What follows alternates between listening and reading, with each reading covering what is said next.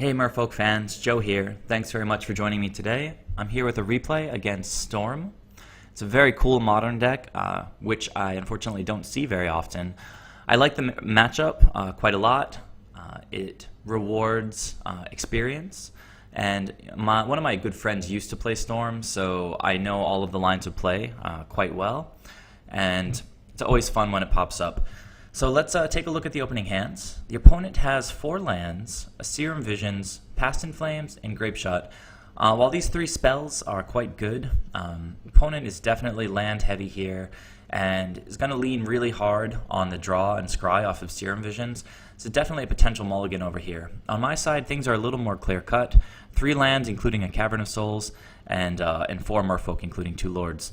Easy keep from me, and being on the draw makes this a more likely keep than if the opponent was on the play, but I think it's probably a mulligan. So he does mulligan. He has 1 land here and has decided to keep. He's going to be leaning pretty hard on the scry. We can see he has a ton of 2-drops here. 1, 2, 3, 4 2-drops, and only 1 Serum Visions. So he scries and puts a Poetic Ritual on the bottom of his library. And so I'm going to be on the play here. I'll open with Oboro into Cursecatcher. And we see the opponent immediately draws his second land off the top of the deck, and this hand has suddenly gotten tons better. Cracks Wooded Foothills gets an untapped Steam Vents going down to 17 and is going to resolve Serum Visions. Draws into his 3rd land. So things going really, really well for the Storm player here. Going to look at the top 2 cards, puts the 4th land on the bottom of the deck, and likes the other card he sees on the top. We'll get to see that at the next draw step. So for my turn, I'm not sure what the opponent's on yet. That Wooded Foothills is a little bit strange. Don't know if he's playing some kind of Teamer Brew here. More likely, though, it's just to throw opponents off the scent of what they're actually doing. Seeing a fetch land into a Steam Vents and a Serum Visions, it could be maybe like a Grixis deck, but hard to tell at this point. But with the opponent's Steam Vents tapped, I'm just going to go ahead and run out a Master of the Pearl Trident and swing with the Cursecatcher for 2. The opponent liked that Serum Visions off of the last Serum Visions, so he chose to keep that on the top. He plays a Polluted Delta and gets an island. He's going to cast the 2nd Serum Visions, which is smart because it plays around Cursecatcher. The opponent drew a Manamorphose, his 3rd one. Manamorphose is an exceptionally powerful card on a turn when Storm is trying to go off because it can filter their mana into any colors that they need, and also draws a card. With Goblin Electromancer, this thing becomes a 1-drop and becomes even more powerful, and with Pyromancer Ascension online, this thing draws 2 cards and nets 3 mana for each one, so it gets a little bit out of hand, and the opponent currently has access to 3 of those guys, but as it stands, doesn't have a path to go off. No Pyromancer Ascension, no Past in Flames. So the opponent passed. I untapped and drew a Harbinger of the Tides. Pretty poor in this matchup. At this point, seeing the opponent jamming Serum Visions, I'm starting to think that he might be on Storm. So having only 1 mana up and a Cursecatcher on the board, it's pretty clear the correct path here is just to jam Lords and swing for as much damage as possible. The opponent was at 14, so he's going to go down to 8, taking 6. So draws Gitaxian Probe, going down even further, and going to have to reveal my hand to the opponent. It doesn't really matter what I have at this point. I'm just going to hide that. And the opponent ripped a Pyromancer Ascension off the top of the deck there.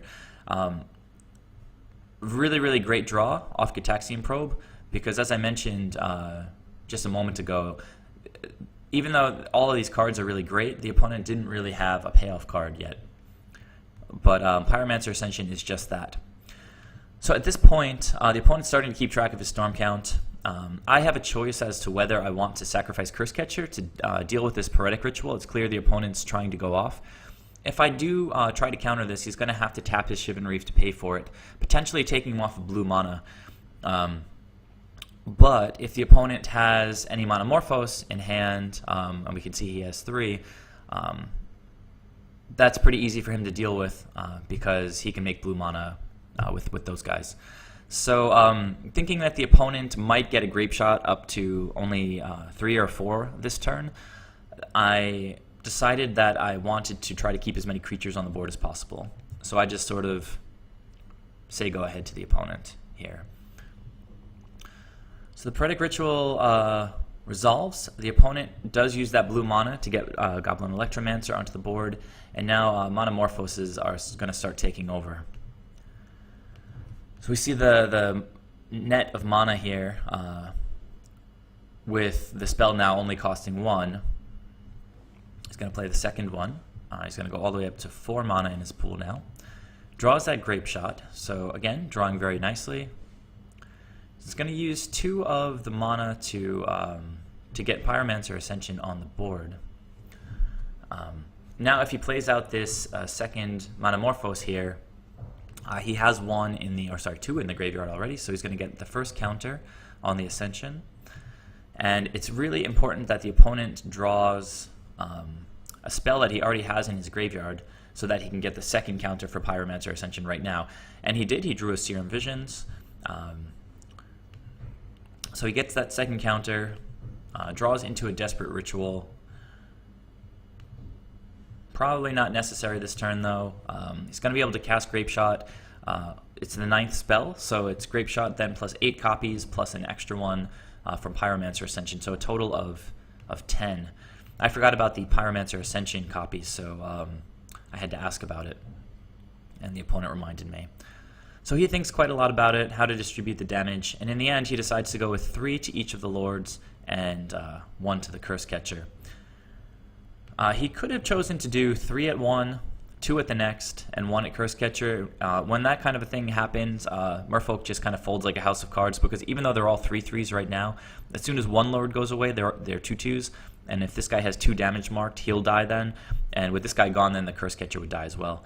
But he, I don't know, is being a little cautious and throws 3, 3, and 1, leaving only 3 to throw at me. Not a big difference, 3 or 4 at me. I go down to 17, and the opponent passes with a Goblin Electromancer and an active Pyromancer Ascension. So an excellent, excellent turn for the Storm player. All I have to do there, having drawn a 3rd Harbinger of the Tides, is to play Harbinger of the Tides. The opponent draws another Grape Shot, which is really excellent. Even though he can't do much this turn, having access to this win condition in hand is great. All he needs is another cantrip or something to continue going off. Sorry about that pop-up. I think Cockatrice is going to do some maintenance soon. I drew a Lord, which is nice, but with only 3 lands, I'm really jammed up. I can't play 2 spells per turn. I do have a 2-turn clock here, though, so all the opponent needs here is some kind of cantrip, I think, to go off. They do have a Grape Shot in the graveyard, so alternatively, they could draw... if they drew blank, if they drew a land, they could cast a Grape Shot, they would get a copy of it. They could cast Desperate Ritual. Let's see. Did they get a copy of that? No. And then cast Grape Shot, in which case the Storm count would be 2, and then they get a copy from Pyromancer Ascension. Now they probably would just cast Grape Shot and deal 2 damage to my Lord, and then, if necessary, they could trade the Goblin Electromancer for the Harbinger. So the opponent here is definitely looking for a cantrip, and they hit it. They've been having a really good game as far as their draws go. So their Serum Visions draws into another cantrip, and Thought Scour gets to keep going off with the active Pyromancer Ascension. So the opponent gets to resolve 2 Serum Visions, which is just crazy. He's going to get to resolve, let's see, well, no Sleight of Hand in the graveyard yet. Actually, but it doesn't matter because Pyromancer Ascension is already live, so he's going to get to do 2 of those. And this is when Storm just gets out of hand. 2 Sleight of Hands, gets to look at so many cards on the top of his deck. At this point, he just needs to keep drawing some spells. We see Desperate Ritual is going to get some mana in this mana pool. Desperate Ravings, draws more cards, revealing cards to discard. Hide the Graveyard, we'll just sort of like run through this quickly. Thought Scour, he gets to draw 2 cards off of it and mill a lot more. Poetic Ritual, it's just going bananas now. He already has the Grape Shot in hand, as I pointed out earlier. So cast Past in Flames. I think flashing it back from the graveyard doesn't really matter at this point. Storm count getting very high. He does have, let's sit with the graveyard for a second again. He does have this copy of Grapeshot, which he gets to flash back because of Past in Flames. So with the Grapeshot in hand and the one in the graveyard, he's going to be able to cast 2 Grapeshots, getting Storm triggers for both of them. And the first one takes me down to 5, and then he's going to cast one from his hand. And that was game 1. Very, very good draws from the Storm opponent, but well played as well. So, not saying it was like a cheap victory or something. They got their cards and they played them exactly right. Okay, on my side of things, after the sideboard, I bring in 6 counterspells and 2 Relic of Progenitus. Those are all really, really good against Storm. If we can hit a Pyromancer Ascension with a Negate, that can pretty much just win the game on the spot. Dispel can stop a Monomorphose, which which can just prevent them from going off that turn. Got an AEther Vial, a bunch of creatures, looks really good on my side. On the opponent's side, only 1 land, but a Serum Vision and a Sleight of Hand, Thought Scour, and being on the draw, I think this is probably a keep for the opponent as well. Okay, and it is. I'm going to open with Island into AEther Vial. The opponent draws that second land, so continuing to draw very well. Cast Serum Vision, draws the Pyromancer Ascension.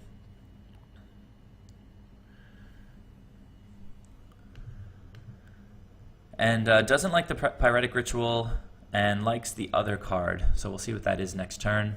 I drew a Silvergill Adept because which is great because I get to resolve that guy off of Island and Mutavault.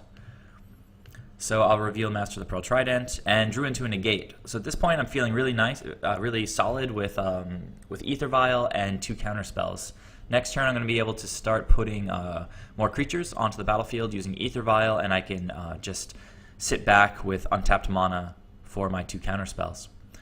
So the opponent's going to start with Monomorphose, just cycling it, and then we'll use the remaining mana to get Pyromancer Ascension on the board. Okay, so for my turn, I put AEther Vial up to 2, draw a Cursecatcher, tempting to play that guy, but with only 1 blue source and 2 counterspells, absolutely just going to prioritize the counterspells. So activate AEther Vial, bring in the Island Walk Lord, and swing for 3. Pass the turn back to the opponent, and he draws a second Goblin Electromancer. With Pyromancer Ascension on the table, the opponent's game plan is now to try to get some counters on that thing. But doesn't look like he has any spells duplicated in the graveyard here yet, so he's going to start with Sleight of Hand, looking at the top 2, and draws a Lightning Bolt. Since he can't really go off this turn, he tried to bolt my Lord, and I used my Dispel. Rather than the Negate, because the Negate can catch any non-creature spell, Dispel is only instants. So since Lightning Bolt is an instant, I used my more conditional counterspell there. The opponent doesn't have a third land, so he passes back to me. Let's see. I bring in the Merrow Reejerey with my AEther Vial and swing for 7 there. The opponent went from 16 down to 10. I think he might have missed 1 point of damage. Yeah, it looks like it. Looks like I missed it too, because I didn't point it out. I always try to point these things out. He tries to cast a Pyretic Ritual, but tapping out, I just used my Negate. Pyretic Ritual by itself is not very frightening, but since the opponent is so starved up for mana, that I felt the Negate would just shut it down, and it looks like it did. So I've got a ton of power on the board. That one that I missed last turn is not really going to be that relevant because I've got 10 between these guys and then an extra 4 from the Mutavault. So I'm going to be able to swing for 14. I'll start with Cursecatcher just in case. I think I accidentally drew a card there. I'll start with Cursecatcher just in case he has some crazy Phyrexian mana spell. So here we go, 3, 3, 4, and 4 for 14, and the opponent scoops it up. So game 1, great Storm hand, great Storm draws went off and won. Game 2, pretty straightforward Merfolk game. Too much damage for him to handle, and let's see. For the last game, let's check out the opening hands. I got a Relic of Progenitus, which is probably our single best hate card against Storm. It can keep trimming down their graveyard, and then if they do try to go off at some point, we can just crack it and totally shut it down. So very easy keep for me. 3 lands, 3 creatures, and a Relic of Progenitus. Excellent hand. On the opponent's side, again, they have 1 land. They're on the play this time, though, so a little bit trickier. It's probably going to be a mulligan, I think. And it is. Let's look at what they have now. 1 land he decides to keep because he's got his Scry and a Sleight of Hand. Has the Pyromancer Ascension, has the Past in Flames, Thought Scour and Sleight of Hand for cantrips. Not the best hand, but pretty good, I think. Doesn't like Electromancer because he doesn't have that second land. So the opponent's going to start with Sleight of Hand. Looking at the top 2 cards, let's see here. He takes the Scalding Tarn and puts a Thought Scour onto the bottom, so he does get that second land.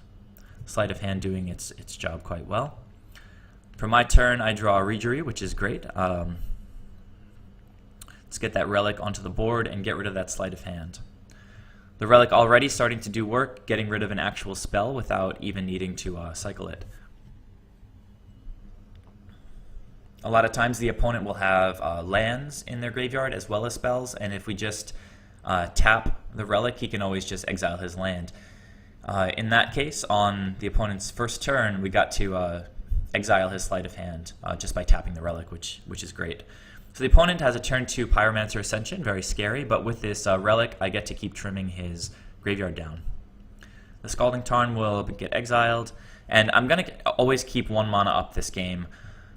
Just in case the opponent tries to go off, I can always crack the Relic and prevent it. Very tempting to start dropping Lords, but I've learned the hard way that if you are too greedy with your mana or too greedy with your hate, like if the opponent gets 1 or 2 cards in his graveyard and I decide, well, I can cycle Relic, draw a card, and at least I'm getting rid of a few cards to prevent Pyromancer Ascension from getting its counters really fast. It's just, there's a reason we play these hate cards, and they keep the opponent pinned down so effectively that getting it off the board too early is almost always a mistake. So the opponent goes for Thought Scour here. I'm just going to let that resolve. Puts a couple things in the graveyard. Let's go ahead and keep that open. Goblin Electromancer, Past in Flames, and then Thought Scour. Follow up with Sleight of Hand. I could counter this with Cursecatcher, but sorry about that message there. I'm going to need Cursecatcher just for my clock. And with Pyromancer Ascension on the board, the opponent benefits from even getting Sleight of Hand into the graveyard, so even if I counter it, it's still getting some value. So I'll keep the Cursecatcher on the board. Opponent has drawn into some sweet spells here, and probably would be sitting quite pretty if I didn't have this Relic. During my upkeep, I'm going to pause while I'm thinking about it and activate Relic. The opponent puts Electromancer into the graveyard, which is pretty useless. So doesn't really help us too much, but Relic can get rid of cards in the graveyard one at a time, so might as well take advantage of it. So I think I drew a Silvergill for the turn. Again, I'm always going to keep this 1 mana up, so I'll go with Silvergill here, just trying to draw into a 4th land so I can maybe play a Reejerey next turn while still keeping up mana. And I do. There's my 4th land for the next turn. I'll just swing for 1 with the Cursecatcher. And the opponent goes from 17 down to 16, and I'll pass back. So draws another Pyromancer Ascension. Not the best draw, but the opponent has some great cards in hand. Doesn't look like he has any duplicate spells with things in the graveyard right now to start getting counters, except the Past in Flames, which is pretty awkward with the Relic on the board. Opponent goes for Monomorphos and draws a 3rd Pyromancer Ascension. Finally, the opponent starting to have some awkward draws. And he's out of cantrips now. So he's going to go with Grape Shot here. Now this is only the 2nd spell he's cast this turn. So he only gets the Grape Shot plus a copy for the 1 spell that he cast before it. He's going to try to wipe my board here, but then seems to think better of it. If I had a Spell Pierce in hand, I could counter one of the copies of Grape Shot to save the Silvergill and keep my my 2 power clock. I guess the opponent was thinking that was a possibility, and so instead of killing both of my creatures in the end, he switched it to put 2 damage, 2 copies of the spell going at Silvergill.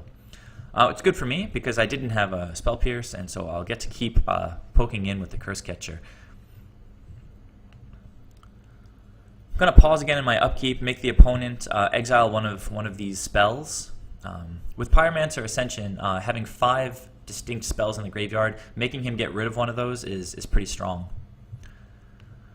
So I do have 4 mana now. I can play the Reejerey safely and leave 1 mana up for the Relic of Progenitus. I'll play that guy out and swing for 2. Now the opponent is really crossing his fingers on this next top deck. Really wants to hit something like a Monomorphose. And he hits another Grape Shot, I think. So let's see how things went. So at that point, the opponent decided just to ditch. When people disconnect like that, I think it's pretty rude.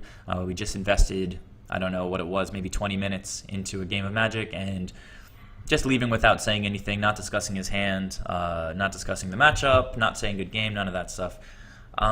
So obviously a little bit salty. But yeah, we were able to get there. In game, I think it was game 2, we saw the power of the counterspells that I bring in out of the sideboard.